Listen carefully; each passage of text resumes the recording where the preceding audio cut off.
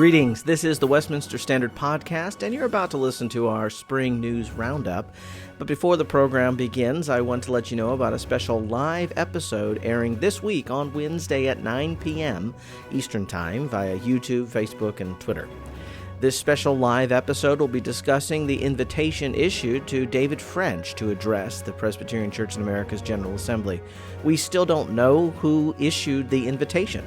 We know it was not Covenant College, it was not the Administrative Committee, and it was not the Richmond Host Committee, the Local Arrangements Committee. So Wednesday's episode will feature analysis and insights from several leading and thoughtful churchmen regarding the problematic nature of the invitation.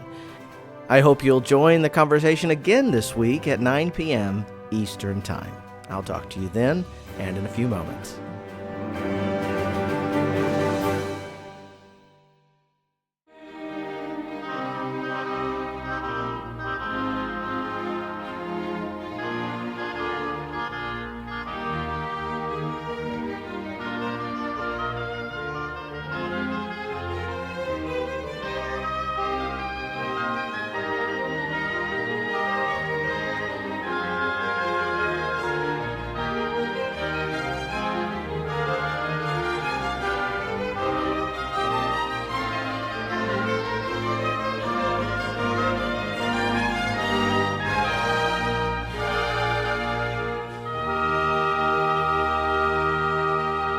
This is the Westminster Standard Podcast. I'm Ryan Biese.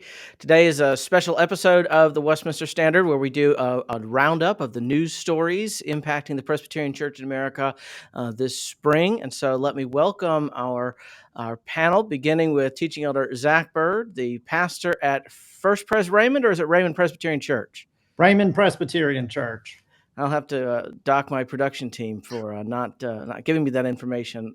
I should have had that. I apologize. And then Ruling Elder Matt Lee, the nursery director at they're in Woodstock with Job DeLumba is your pastor. Is that still correct? Right. Christ Covenant Presbyterian Church. Excellent. And then Steve Dowling, where are you in Alabama? I'm in Southeast Alabama at Auburn. At Covenant Church, Auburn. Okay, and who's the pastor there? Jerry Scott Bradshaw. Okay, and you're serving in various capacities in our denomination. You are still with MMI, though you're not the president, chairman, and chief executive officer anymore. Is that? No, we found another gullible ruling who recently retired, and he's done a magnificent job of chairing. But he forced the concession that I remain as the vice chair, so I'm still doing that. But. Well, congratulations on your promotion in that case. Thank you very much. and of course, Zack Groff, a frequent guest and commentator here on the podcast. Well, Steve, I was wondering, you serve on our Standing Judicial Commission. You're obviously plugged in. You were the chairman of Overtures last year. I'd be curious to have your perspectives and insights on how the PCA is doing going into this 51st General Assembly. To be honest with you, Ryan, I think that I think we're going into it with a pretty nice spirit. I mean, I don't know whether you remember how we really concluded the last assembly, notwithstanding that we ended debate on overtures with a minority report. It wasn't a particularly hostile one, and a lot of the work that was done by that overtures committee last year, I think I noted to all of the brothers in the briefing that it just had a truly sweet spirit to it.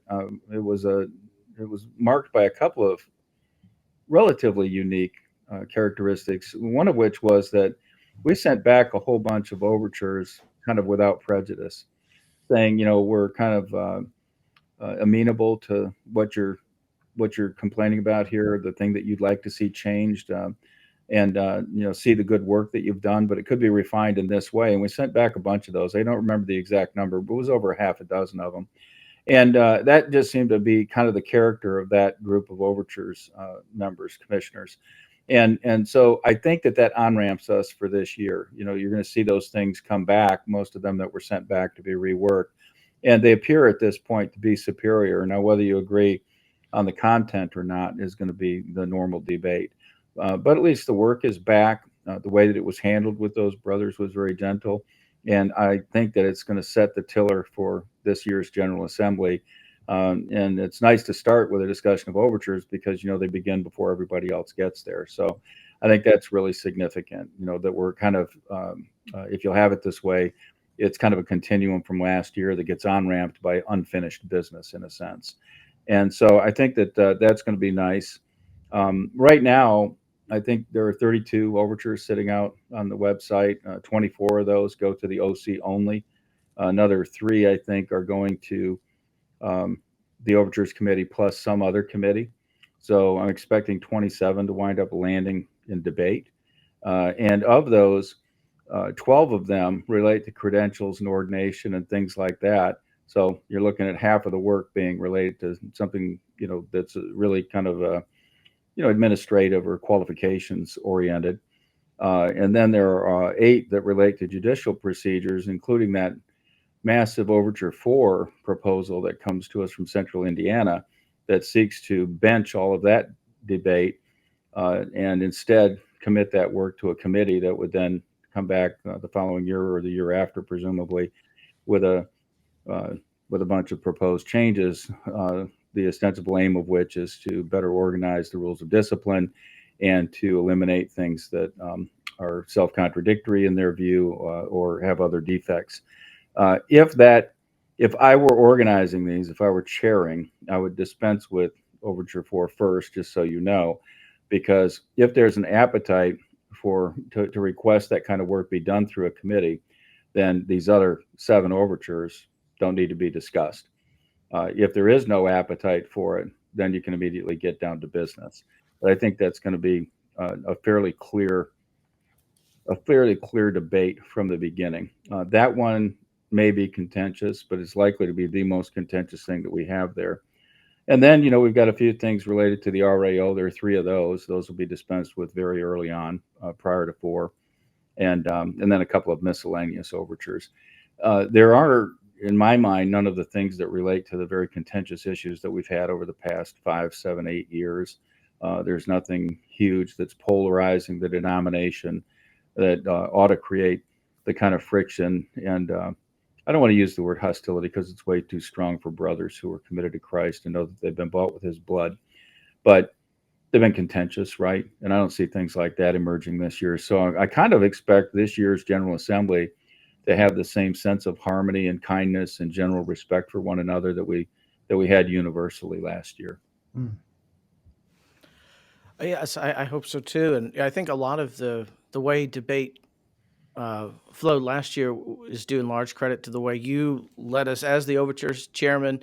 Even where you disagreed with the representative from the minority, you did so charitably and clearly and logically, which I think helped keep debate within clarity and logic for the most part on that one issue.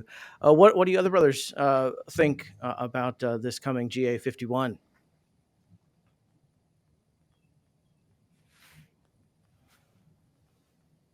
I'm looking forward to being in Richmond.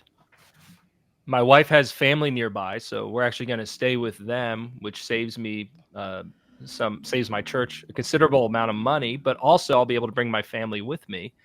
And so my kids are already getting hyped up to go to the exhibit hall and meet a bunch of daddy's friends, as they put it. And maybe get a few pens and highlighters and stress balls, which I'm sure your children need a lot. If I see them, I will make sure to give them tons of candy to make your time even more fun. Just don't buy them ice cream. They get really over the top when they get ice cream, right, Mr. Biese? Well, I thought your kids were great after I bought them ice cream. In fact, I didn't even see them 20 minutes later. So, no, you didn't. I find it interesting that Zach could keep that promise not to buy them ice cream and still give them ice cream at this particular event.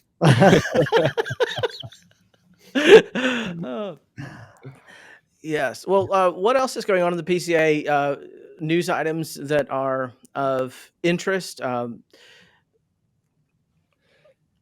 Well, recently I went to a church planting summit in North Carolina, hosted by RTS Charlotte, and there were about 150 men and women there, all PCA church members, I believe, and most of the men that were there were actually ordained ministers and even chairmen of various M&A committees across the denomination, and we had a very profitable and productive symposium, I guess you could say, or colloquium about church planting and establishing pipelines for getting more church planters in the PCA.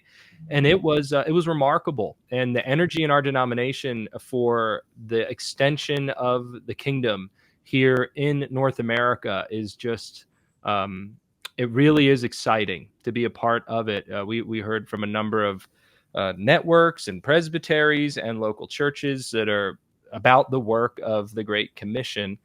And even earlier today, one of the follow-ups from that is the formation of a church planting network here in the Carolinas, which I'm privileged to be a part of in my capacity as a member of the M&A committee for Calvary Presbytery.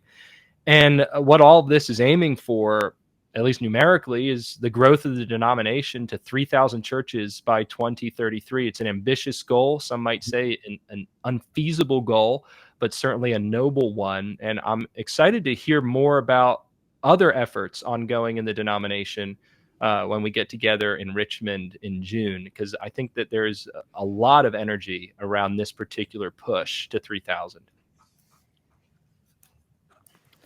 I will say at the Twin Lakes Fellowship last month, the number of church planners in our denomination that I got to interact with was probably the most encouraging part of the entire event.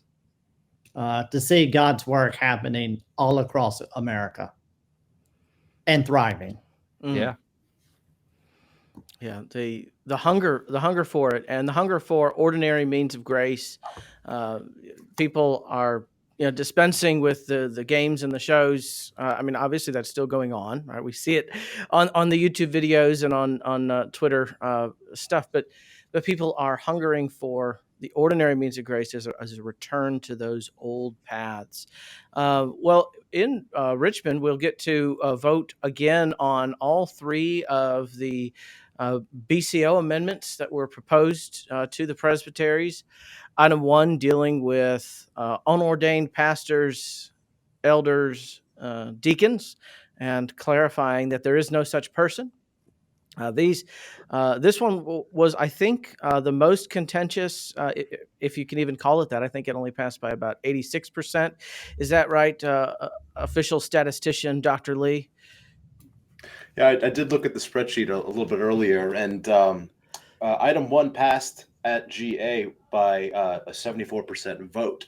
And since then, it's passed by an even larger margin if you consider the presbyteries, or even more granularly, the teaching elders and ruling elders voting at presbytery. So, to put it, as you said, mildly, that this overture is, performing the least well of the three that will be considered. It's performing extremely well, and I think I imagine it will pass with a wide margin at GA. Yes, if B plus is the worst that we do, we're doing pretty well for an overture. And this, though, could have wide consequences. And I think there may be an analogy. Some of you brothers will remember in St. Louis when the assembly, I think it was Overture 15 in St. Louis, requiring MTW to remove anyone from line authority that was not ordained. And then the following year, or I guess it was the following year, MTW reported, we have fulfilled the General Assembly's mandate, and we have found ordained leaders and put them in positions. And some of those people who were in positions that were not ordained have come for ordination. So I am hopeful that should item 1 be, is it ratified or passed the second reading at this assembly, that we will have within a year, maybe even hundreds of newly ordained officers in the PCA where they have not been previously. What are your thoughts on the prospects for item 1? Anybody else? I think keep in mind too, it just needs a simple majority vote at GA this time around. Yeah. And so to go from passing a supermajority of presbyteries to it would have to not get a majority of the vote. I think it will very easily. So. Yeah, that's almost unthinkable, but it has happened once in recent history, at least. It needs to be pointed out that the provisions of this particular constitutional change apply to referring in official capacities to people as pastors, elders, or deacons or ministers. It doesn't apply to things like referring to a man as doctor if he has a doctor, a PhD, for example, in theology. It doesn't apply to referring to an older saint as an elder, or making reference to each other or even the civil magistrate as servants of God or deacons in that way. It really just has to do with the official uses of the terms. And so there are some that are concerned, particularly in some of our Korean language presbyteries, and I understand and sympathize with the concern that this change will somehow prohibit them from referring to seasoned saints as elders out of respect. But that is not that's not the case at all. And surely we'll still be referring to one another as saints and as servants of God and deacons in that way, and referring to our older brothers and sisters as elders in that capacity, without any hint of confusing them with those who are ordained and serving in ordained capacities. That's a great point. And one of the things that I've admired about this particular item now, Overture previously, is its narrowness, that it doesn't go after things like deaconess or shepherdess or anything like that. It just reserves 3 words for technical use. And as you point out, there might be a non-technical use for that, but we need to distinguish that. Just like if you're on a plane and someone asks, "Is there a doctor in the house?" Matt Lee probably doesn't stand up and say, "What can I do? What's the statistical probability this plane will land?" Right? And that's an important distinction. Now, well, item 2. I do like the analogy you drew, Ryan, in terms of comparing it to what happened with the MTW Permanent Committee a couple GAs ago. And I do hope that there are qualified men out there that should be given the congregation's approval and should be raised up to these offices.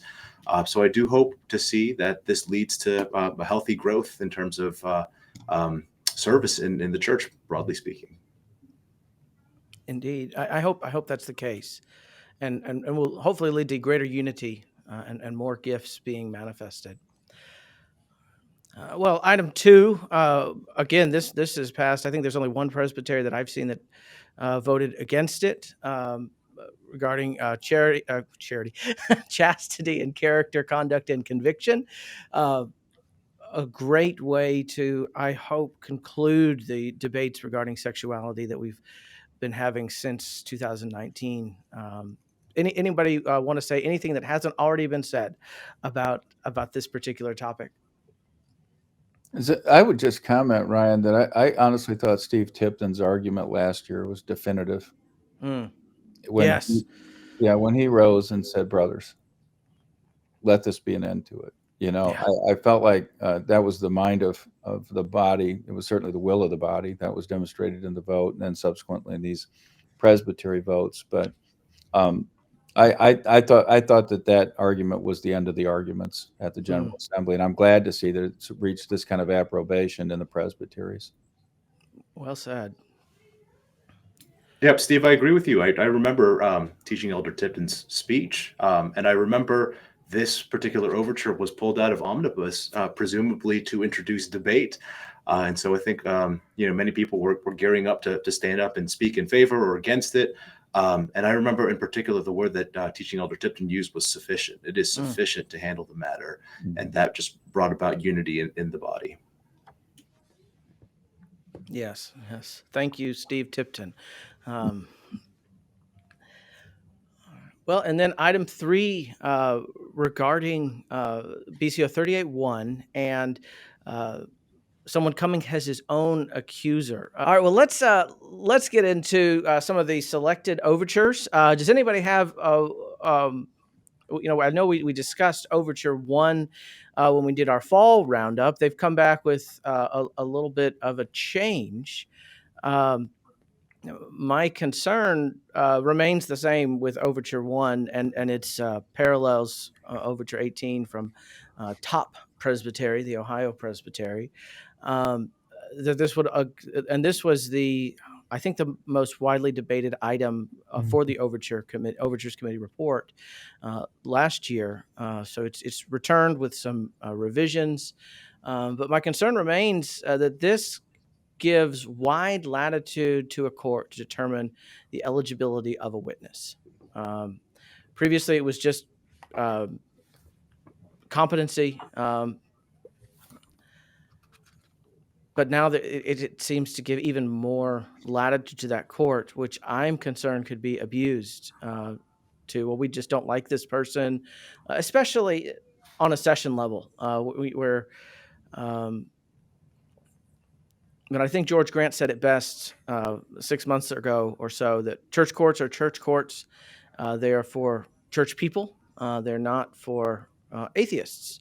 But do you think this proposal improves in any way on what we discussed last year?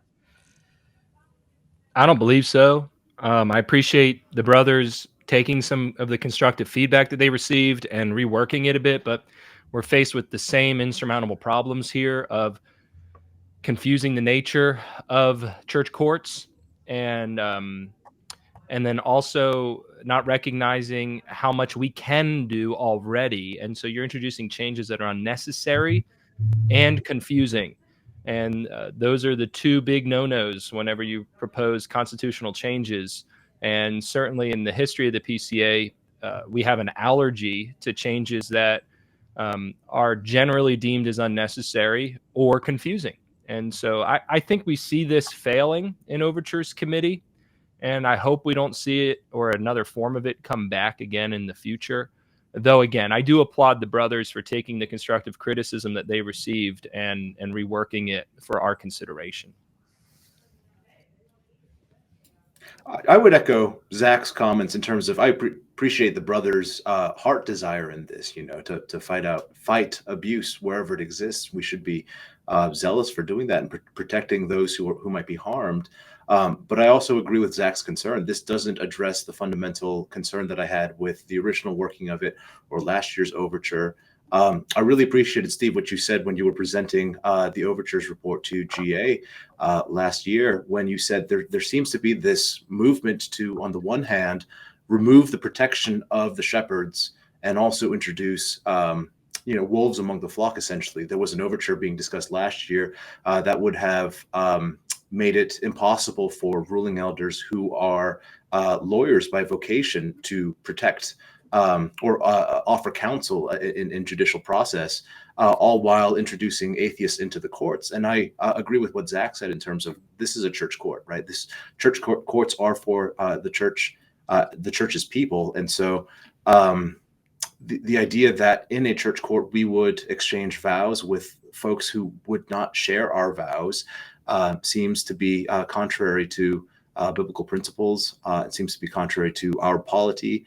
And so I share Zach's concerns, and I hope to see this measure defeated, though I agree with the motivation behind it. And as the other Zach who is not smoking a pipe, my thoughts are similar, as I agree with the heart of the issue, but we're dealing with the language of accused and accuser, not offended and offender. And when I read Matthew 18, there's equal protection for the accuser as well, for the one who is accused. And I fear we take some of that away with the changes in this overture.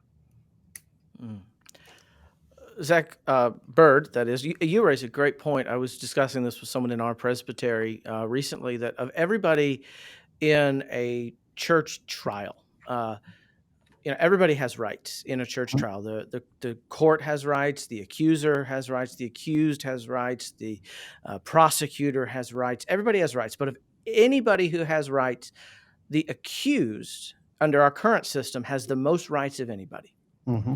Because our king is concerned for justice. Mm-hmm. And so as we preserve the rights of the accused, we are also defending the crown rights of Christ the King, that an accused person not have his rights violated. And Zach, that is such a great point as you bring in Matthew 18, that if your brother offends you, you're to go to him. And that's the place for the church courts. Now, the church courts can bring in outside expert counsel, and I think we have an overture that we won't probably consider today, that would clarify that you can indeed bring in expert help to investigate. But do we need to bring atheists as witnesses in church courts? I think we open the door to some very dangerous territory here. And then I don't know. And this is perhaps something that Overtures could fix. I was talking with one of my friends who's on Overtures today. He's a whole lot smarter than I am. Maybe they can fix this, but I just don't know how you overcome the latitude given to a court to disqualify a witness, which, there's no restraint on their latitude, which is a glaring oversight in the Overture one. A frightening oversight, and certainly probably could be rectified on appeal. I know that's in fact an explicit grounds for appeal in our Constitution, that witnesses were improperly excluded and testimony wasn't given sufficient time. But we don't want to set courts up to have to make this sort of decision with this wide of latitude. All right. Well, I know we have some thoughts on Overture 4 from Central Indiana Presbytery. This may be the longest overture in the history of the PCA. I don't know. Zach, you recently wrote an essay on the 50 years of the PCA. Do you have any idea what the longest overture was? To my shame, Ryan, I did not exhaustively read every overture ever submitted to the General Assembly, but I believe that certain of the attempts to make the Directory for Public Worship constitutional included, in fact, entire text of proposed directories for public worship. And those, if they were baked into the overtures, probably are the lengthiest overtures we ever have had before our fair church court. So, this one is really long, though. That's a good observation, brother. I'm nothing if not good at observing the obvious. But this Overture 4 would establish a committee pre-selected. Normally, committees are appointed by the moderator, but this committee has already been pre-selected by the presbytery. And of course, Overtures, I think, could remove that provision if they decide to move forward with this. But Steve, you said that if you were chairing Overtures this year, you would probably dispose of this one first, because if I understand it correctly, it would table all other proposals regarding the rules of discipline. Yeah, if this passes, one of the elements of it was to hold action on everything else that was related to the rules of discipline. So all the 12 judicial overtures that are in front of us, this would just sort of put those to the side while this committee went off and did its work. And Ryan, I told you that I wasn't sure I wanted to comment on this, but I've thought about it. And, I think there are, if I were on the floor this year, and I'm not because we're trying to alternate to get some younger men in and for a couple of other reasons, but, I'll be back next year. But if I were arguing this year, I would be interested, if I were on Overtures, let me put it that way. I would be interested in hearing the argumentation that related to this on both its merits and on its inevitable consequences. So some of the argumentation for it, as an example, was that the Overtures Committee can't deal with all of the anomalies and purported discrepancies in the Book of Church Order, the amount of time it has allocated to it, and that therefore we keep adopting changes that have unintended consequences. If you buy that argument, you'd have to believe that a committee of these luminaries, and I mean that with no irony at all, goes off and does assiduous work and comes back with a corpus of changes that are 10 or 20 or 50. And that at that point, it gets put before our legislative body, who somehow would then have the time to deal with all of those effectively. The inevitability is that wouldn't happen. What you'd have is a high degree of acceptance of the work done by this committee. Again, on its merit, I think that it wouldn't matter if the committee did perfect work and that the Overtures Committee voted unanimously to support the work and that the floor voted unanimously to agree with the Overtures Committee. And then all the presbyteries ratified it 100%, or you voted for it 100%. It came back, and the next General Assembly unanimously voted to approve it. And now we had, de novo rules of discipline. It wouldn't decrease the caseload in the courts of the church one bit, in my opinion, because the issue isn't primarily with the rules. The issue is primarily about sin and how you want to parse words out in order to make them mean what you think they mean, because that's what you want them to mean, because that's what's going to resolve a case in your favor. If you doubt that, I will tell you that we had one instance, and I'll speak about it in generalities, but we were trying to decide on the SJC, and these are all presumably men with experience. Not presumably. I don't even need to qualify my language. Those are all men who are very highly accomplished, wonderful, godly men. And we had to appoint a committee to figure out what the meaning of scandal was and refuses to act was. So I was actually on that committee, and you know what we did as our first thing? We broke into two committees, subcommittees, one to deal with scandal and the other with refuses to act. And you know what the outcome was? Disagreement. We are capable of taking anything and arguing that it doesn't mean what you think it means. So even if these men, as I said, did wonderful, wonderful work, perfect work, if that were possible, it wouldn't change the problem that we deal with year in and year out. It wouldn't mitigate, much less obviate, the legislative function that we have in the Overtures Committee. So I think that I would be arguing to leave it with them. But even if I just wanted to accede because I see some errors or things that I'd like to see corrected in the Book of Discipline, or the Rules of Discipline, and I wanted to see the work that these brothers would produce because I know them, love them, trust them, and expect it to be high quality work, I still would have the problem with this committee being named. There are names on there that are, strong, but there are names that aren't on there, like Jay Nykirk, David Coffin. I mean, these guys are luminaries. They are so knowledgeable, so detail oriented, so well acquainted with the rules of discipline and the Constitution at large. They wrote the RAO.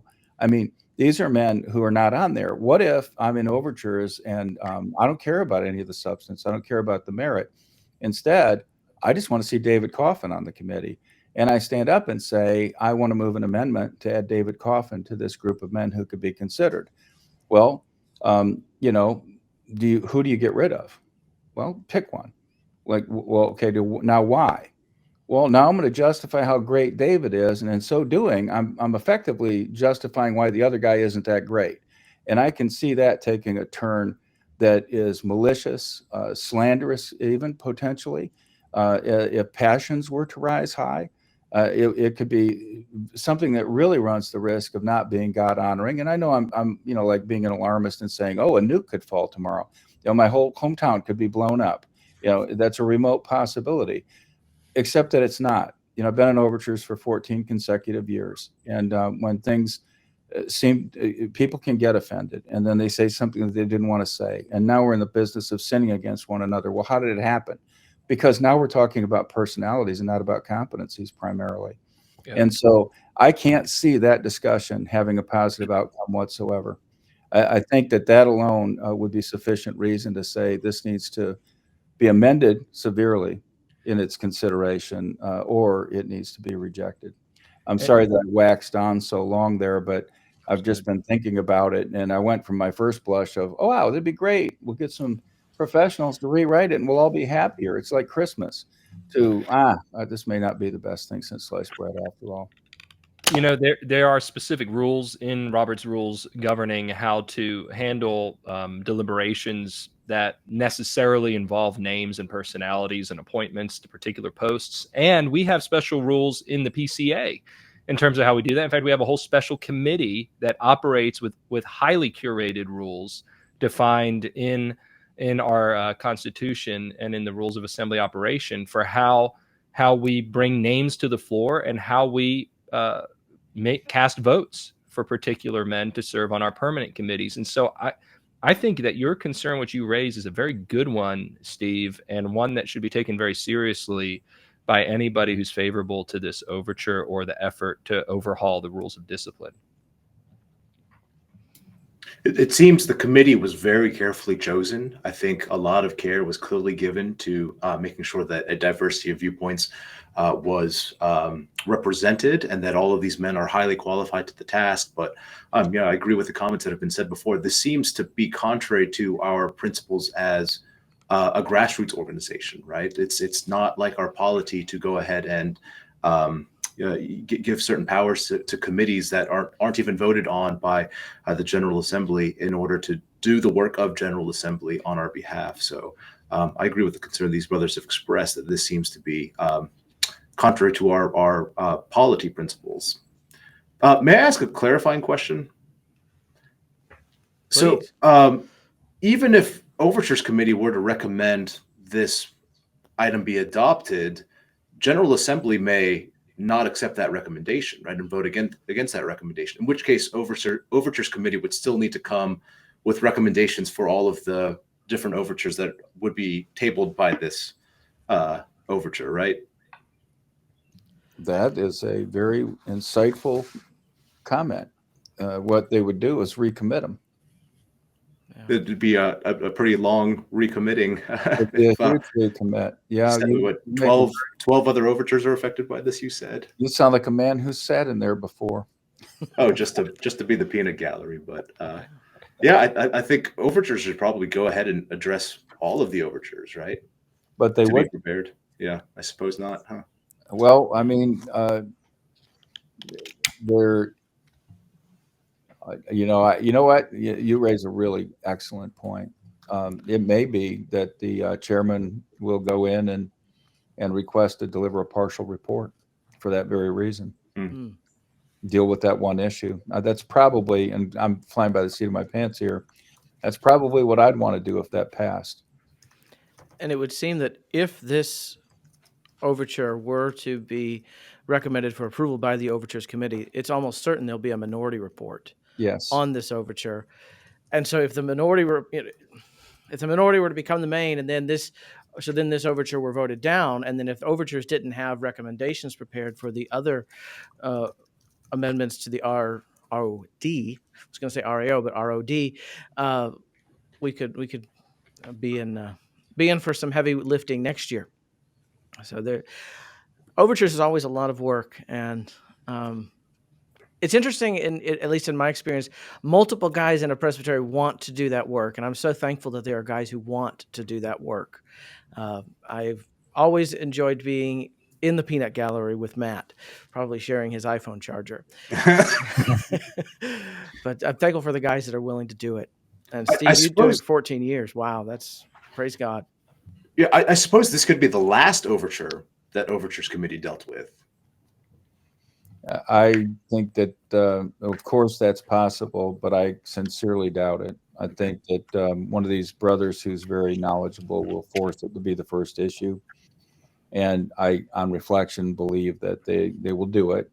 And unless it has a minority report, or even if it has a minority report, well, they'll ask to do a partial report of the Overtures Committee.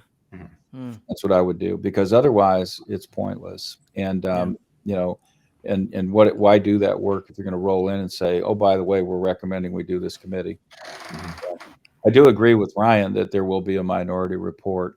Become aware over the last week or so, because I honestly haven't tucked into this in the way I normally do, simply because I'm not on overtures this year. But I am aware that there are, at least with the brothers that I know, there are a very high number who think that this has serious defects.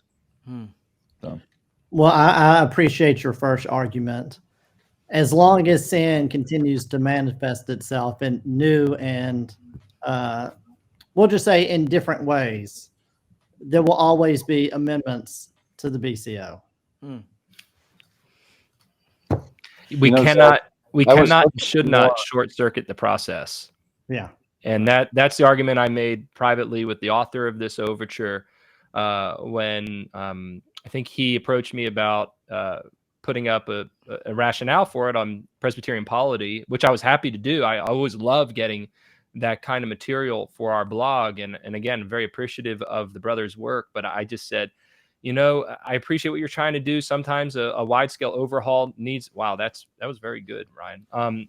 Sometimes a wide scale overhaul does need to be approached, but it seems to me like this may be inadvertently trying to short circuit a process that's there for a reason. And so I think the way you put it, Mr. Byrd, is quite good.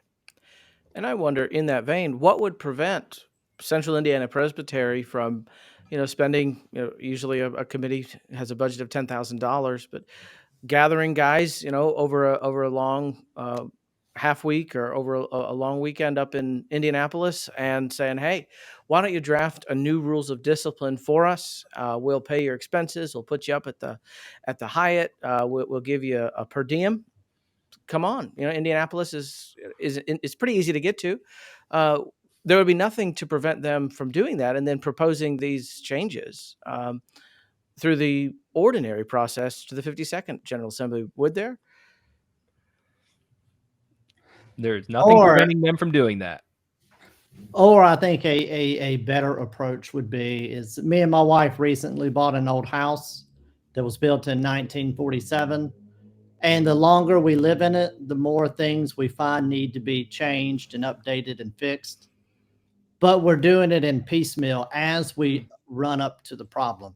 If you see changes in the BCO that need to be made, let's change it in the ordinary way through overtures to create this harmony of which you seek, not delegate that work out to 12 luminaries to bring back the next year or 2 years after that.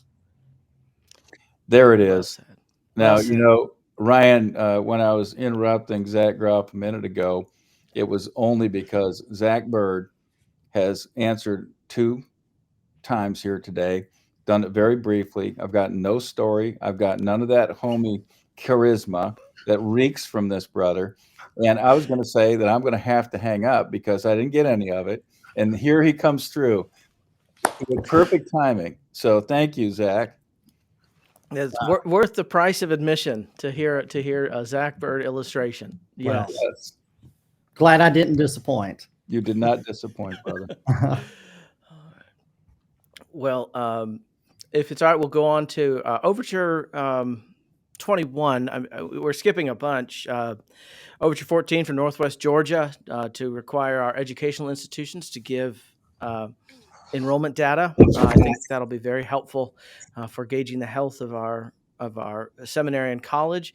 Matt, did you write this one, or did it come from your session? That was my pastor, Job. It was his overture. He did ask for some advice, and I was happy to provide my input. I think it's fairly straightforward. The kind of information that I think is being asked of this overture to be collected and presented is what we call directory information in terms of other education data. It's basic stuff, and so there's nothing controversial about asking for this type of information. And so I think the Covenant Seminary COC felt like this kind of information, I should say folks who served on the Covenant Seminary COC felt like this data would have been helpful for doing the work of the Committee of Commissioners in coming alongside the permanent committee. And I think it'll prove helpful year over year going forward.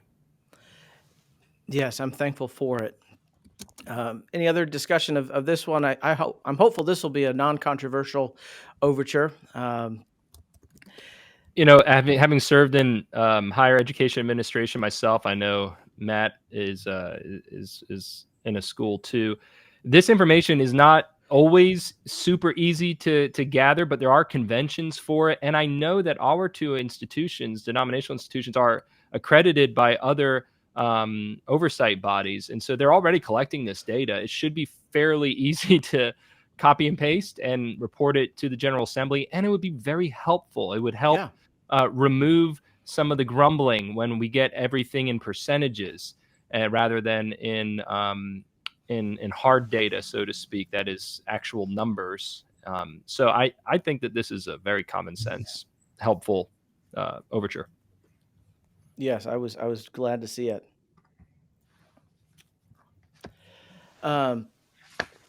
So then we have several overtures related to background checks. Some of them are more prescriptive than others. I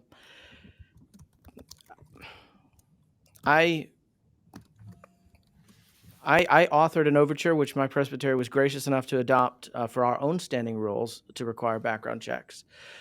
But my concern is if we mandate this from the General Assembly, we're changing our polity in a way that makes me uncomfortable. I certainly am grateful for the brothers who have offered and written these overtures, but I'm just not convinced that addressing this in the Book of Church Order through the General Assembly is the way. But I would love to be convinced of that. Does that make sense? What do y'all think? This strikes me as a solution in search of a problem. I don't think we know. I've thought about doing this, right? You take a random sample of PCA churches and you get in touch with them and you see, do you guys have this kind of practice? Did you do a background check for your pastor when you hired him? Did you do background checks for any staff that you might have? Did you do background checks for anyone who works with minors, right? Sunday school teachers, nursery volunteers. I'm here representing all the nursery volunteers of the PCA, right? When I became nursery coordinator, our church ran a background check on me. We ran a background check on all of our nursery volunteers. Was brought along before we were members here, but I'm sure the session did a background check on him at that point as well. So yeah, if I had to guess, I would say that the overwhelming majority of churches in our fellowship already do this practice. And so perhaps it would be worthwhile and helpful to do a representative sample of PCA churches just to figure out, what's a good estimate for what percent of churches actually do this. I would guess it's pretty high. And so in my opinion, this seems to be a solution in search of a problem. And like you said, I'm not opposed to the practice, but I do think it's a little bit problematic for our polity when we are from a centralized office like General Assembly mandating it to all of our local churches to do. Any other thoughts? I like the way you put that, Dr. Lee. As the smallest pastor here and a small town pastor, my only concern is the burden that this would be on a smaller congregation. I pastor 2 churches. One of them has 15 members. Financially, it would be harder on them than, say, another church of larger size. So I do wonder about some of the burdens it's going to put on our way out pastorates like that. And the technical difficulty. I know, when I've preached at Bethesda, that's way out. I don't know if they have internet way They out. do not. They do They not. still have the original outhouses from 1934 they got from the state penitentiary. And they still work. Just put that out there. So, well, there's something to be said for those Mississippi penitentiary outhouses. Maybe is. better plumbing than Parchman Prison, from what I've heard lately. But, for a church like ours, we're 20 minutes from downtown Chattanooga to run a background check. When we did it on all of our nursery workers, all of our Sunday school teachers, it was, we had the secretary do it. It took her about half a day, and it was no big deal. Mm-hmm. So it's, yeah. So, Zack Byrd, if I understand you rightly, what you're saying is the background checks that were performed at that church was really quite simple. You just take a guy out there and say, "Hey, do you recognize this outhouse? Have you ever used it before?" That's exactly right. Wow. That went down the drain. Well, what about Overture 21, another from Central Indiana Presbytery?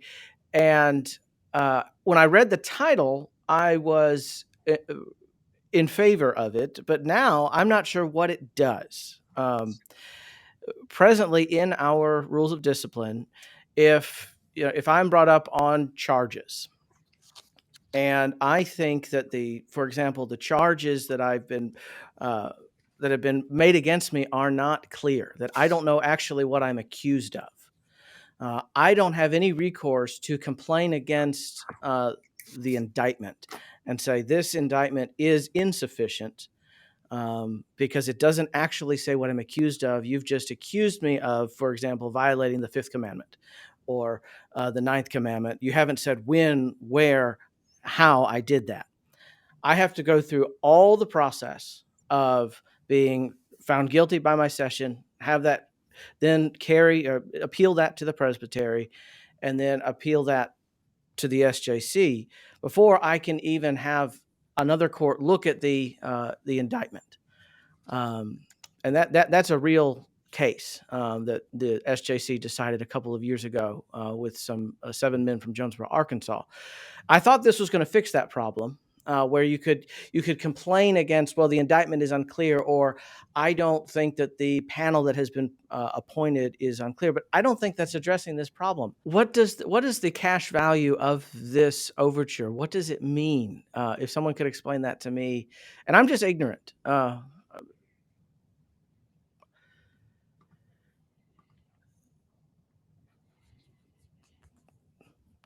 No one seems to know. No one seems to know. I thought it was doing what you were saying it might not be doing. Maybe it is. Then I can't. So that you can't have a judicial case after process has commenced, and process commences as soon as you have an indictment entered in by the court. So you can't complain then.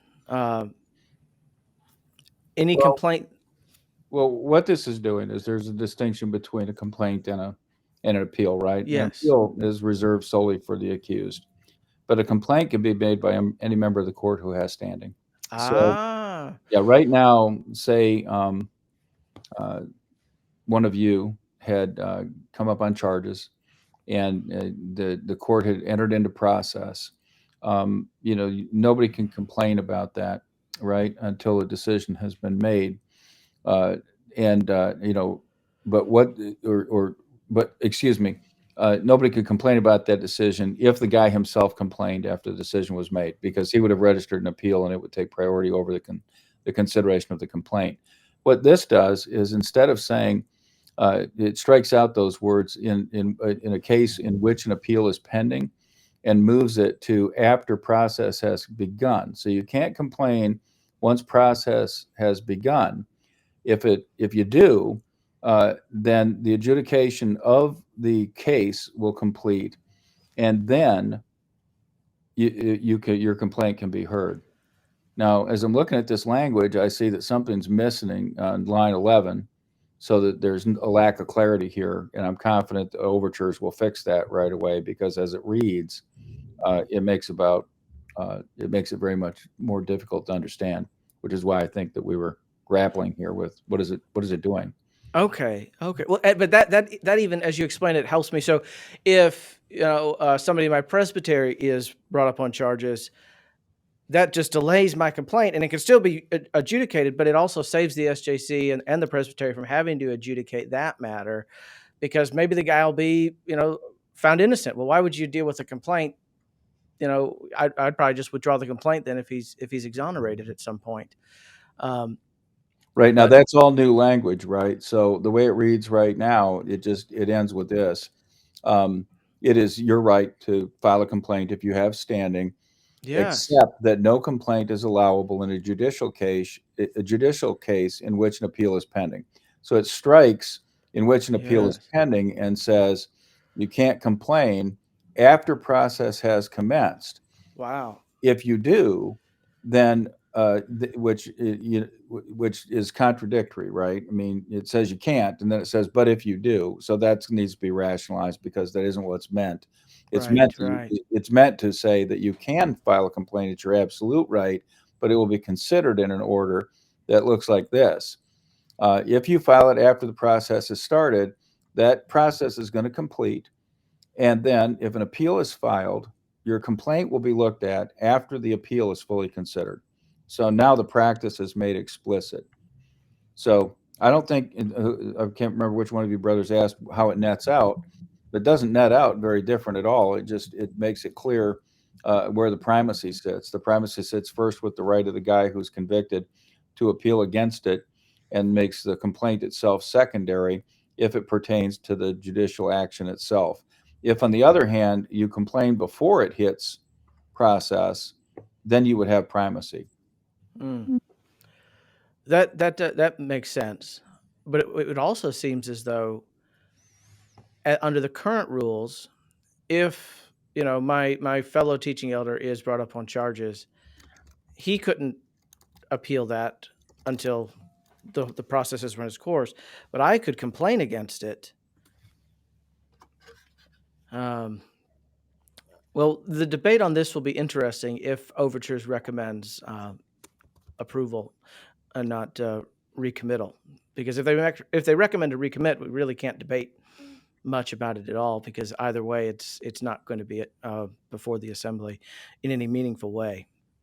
Well, thank you for that, putting up with my freezing and my lack of understanding here. Any other comments on this overture from Central Indiana Presbytery? Well, I would only say that I think that it's the fact that we have all read these before we even got on the podcast, and together looking at it are saying, wow, that's a little bit more confusing than I thought it was, could be helpful to listeners, especially brothers that are going to be on the Overtures Committee. If they take a good close look at that, they may come in prepared to fix it so that we don't have to have it sent back or pushed off or whatever, and it can just be dealt with yay or nay during this session. So I think that was fruitful, to be honest.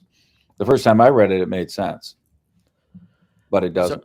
Or I just muddy the waters. That may be my gift, to muddy those waters. But thank you.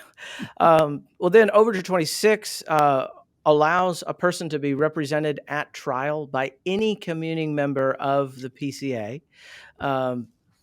That comes up to us from Tennessee Valley Presbytery. Currently, there are more restrictions on who can represent whom and when, right, before a session. Any member of that congregation before a presbytery, any member of that presbytery, and only at General Assembly can you appeal or can you receive help from any member of the PCA.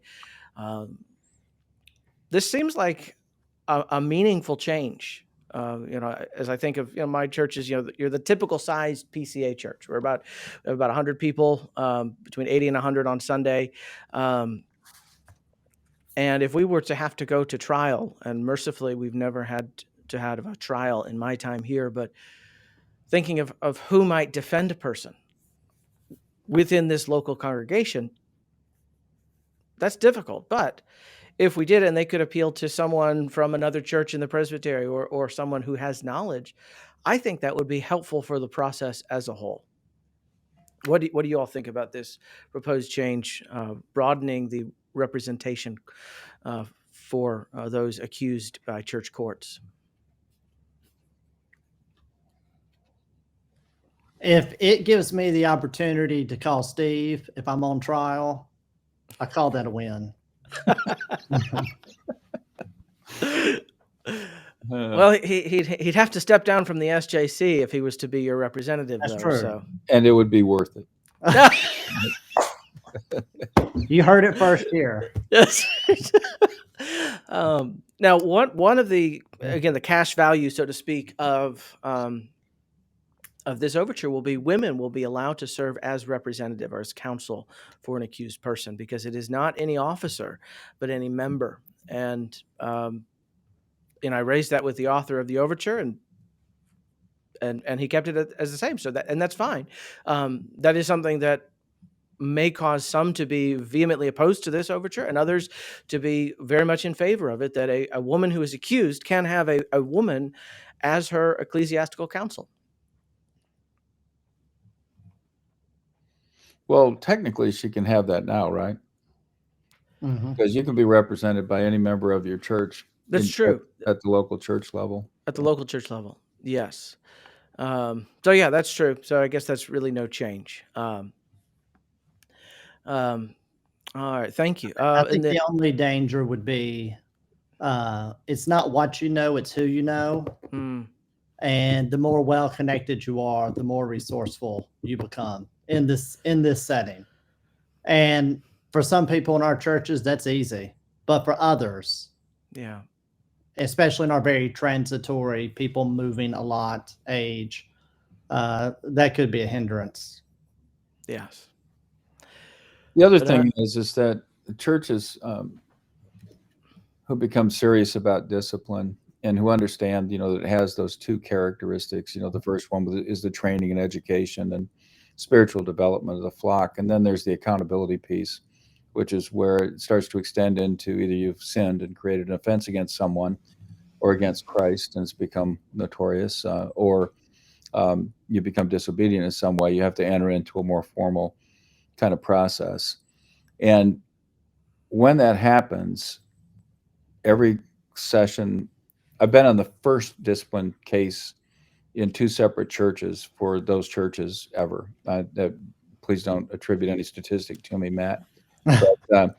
But in both of those cases, we were marked by ineptitude. And the fact is that in the second case, the guy had a member who was an attorney, and he came in and he acted like an attorney. I mean, he threw motions at us. He took out 6 sections of the BCO and wrote everything that he could on those things. We warned him, then we warned him again, and then we just threw him out. We said, you can't represent him anymore, right? Because the court does have that discretion. But what will happen, I think, inevitably, is that you'll go to people that are more experienced and ask for help to represent yourself. And who are those people going to be? Well, they could just be close friends, or they could be people who actually have aptitude or experience in dealing with it, in which case you're going to have a session that may not be capable of handling it.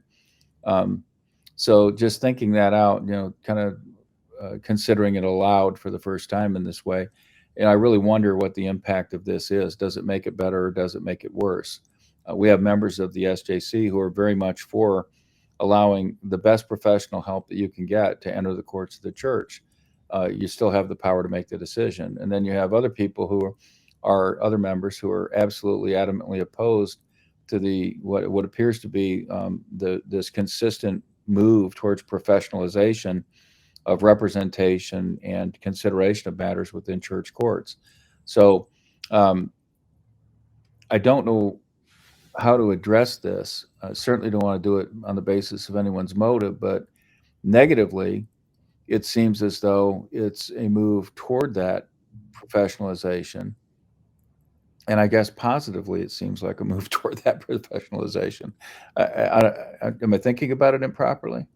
Well, no, I think you raise a valid point. If you think of singing groups, if everybody sings great, if everybody sings bad, if it's mixed, and so if you have very great representation and an inept session, it's going to create hostility. Where if you have everybody's inept, I tend to think there would be a little bit more graciousness, and the shepherding aspect would shine more than the professional aspect. I don't think I've ever heard an argument for incompetence that was more eloquent. I mean, it was a very pastoral argument.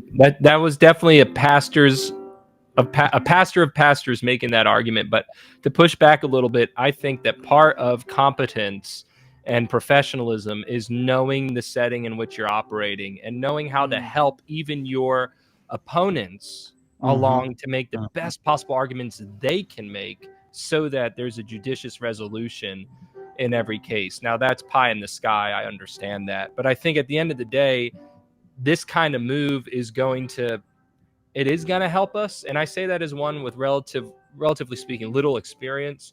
But I think it will help us, and will kind of, it'll average itself out across the denomination as different people start to get more and more involved in these capacities and representing different others who are accused of various and sundry sins and unconstitutional activity, we might say. And I'm trying to think if this would encourage more people to learn the BCO well, because the thought would be, hey, if they could be represented by someone, across the street at a different church or a different presbytery that knows the BCO really well, then we need to learn it really well so that we can, play ball with this guy. Or if it lowers, if it discourages people from learning the BCO well, because then they would say, we could always just call on someone else to represent us, right? I'm trying to think of which way it would go. And I would hope to see a change would encourage people to learn the BCO well. In my brief, reviewing of session records at my local presbytery and talking with people around the PCA, it seems like the biggest issue in the rules of discipline is people simply don't know it, and rights are violated on both, in many ways. And so if it helps people follow the process, because I think our process is good, the more I see our process, the more I'm impressed with the biblical character, even of our rules of discipline, which are hard, but I'm very impressed by our process. So I'm hopeful that any deficiency that is in this Overture 26 can be rectified by the Overtures Committee and can come back very strong for us to consider on the floor. Well, let's skip down to Overture 31, if that's okay with everybody. Overture 31 from West Virginia, New River Presbytery, gives, I think, much new and broad latitude to our permanent committees. Currently, the General Assembly simply her committees are just to execute the policy established by the General Assembly, something of which David Coffin reminded our MTW Permanent Committee back at the St. Louis Assembly in what was perhaps the most important speech of the St. Louis Assembly. I think really changed the tenor of the room and brought a lot of unity around that overture.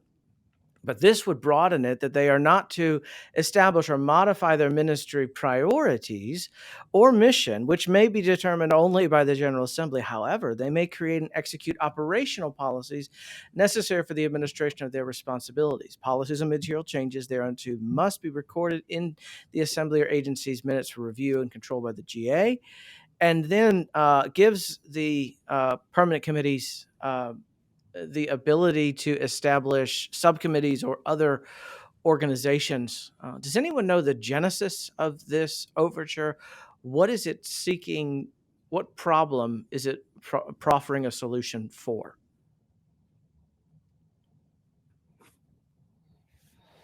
Well, Running organizations is a difficult thing to do.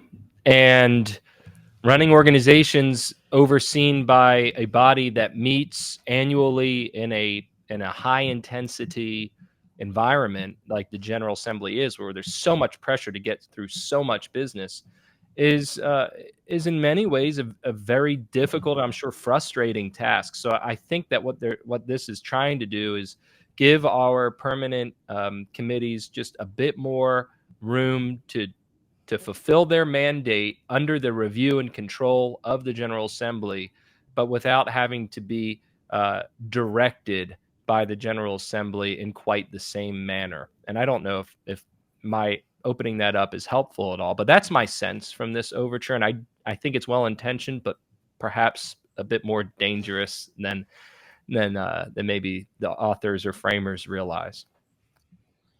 I think you used an important word, dangerous. This was a key paragraph when I discussed RUF's minutes last year in the affiliation agreement, particularly the difference between material and operational changes. And they're trying to bring some sense of light to that. However, my challenge with this is our permanent committees only meet 3 times a year. Is that correct?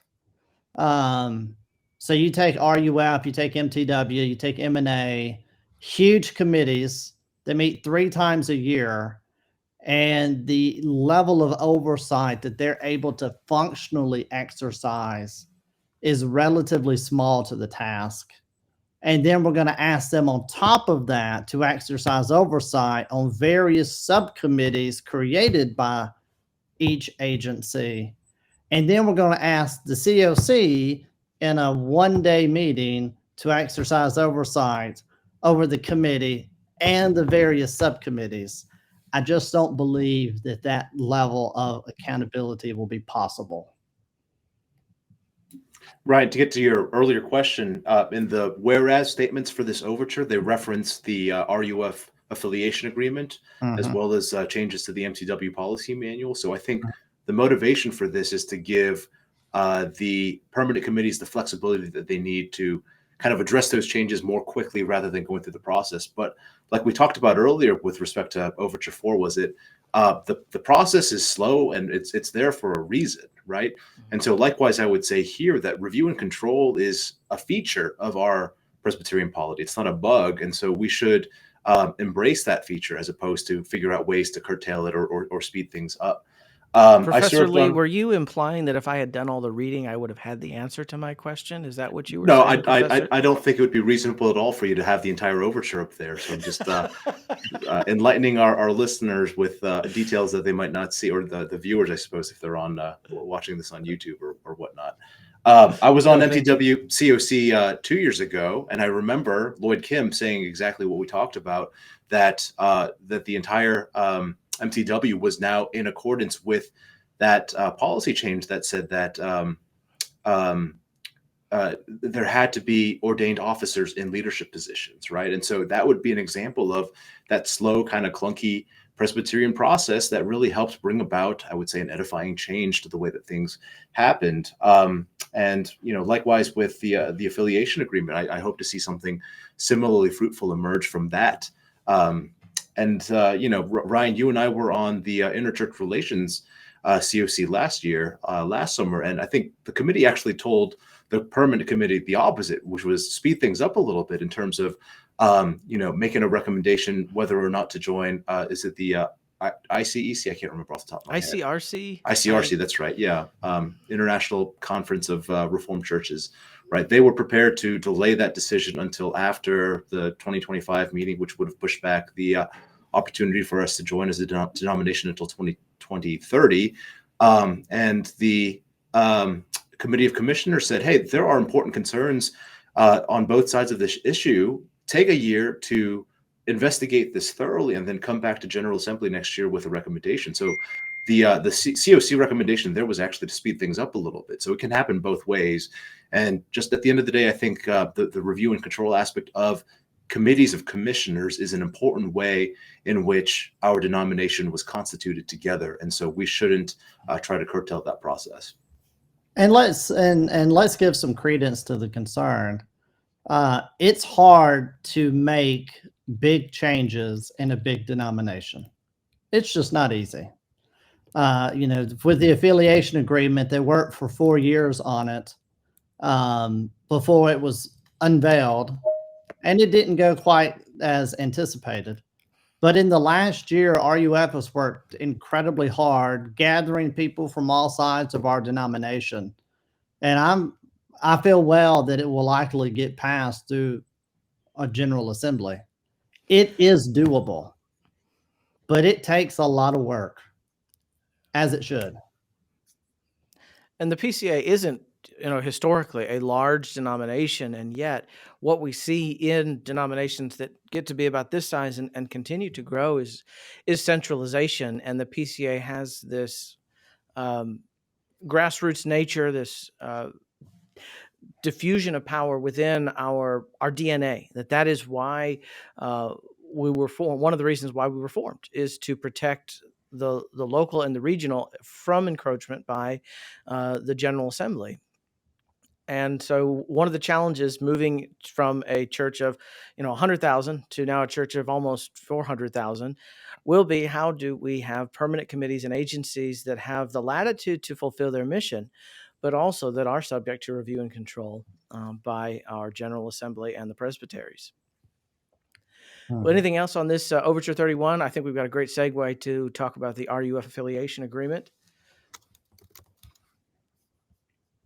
All right. Well, the RUF affiliation agreement, Zack Byrd, you came to fame as you helped us think more clearly about the affiliation agreement. I think if we had a better production team, I would play the YouTube video from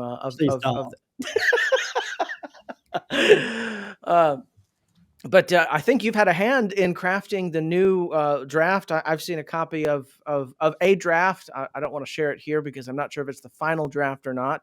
But what can you share? Can you share a little bit more about your experience working with our friends in Lawrenceville on the crafting of that agreement? Well, to say I had a hand in it is a bit of a stretch. Well, yeah, okay. But they were.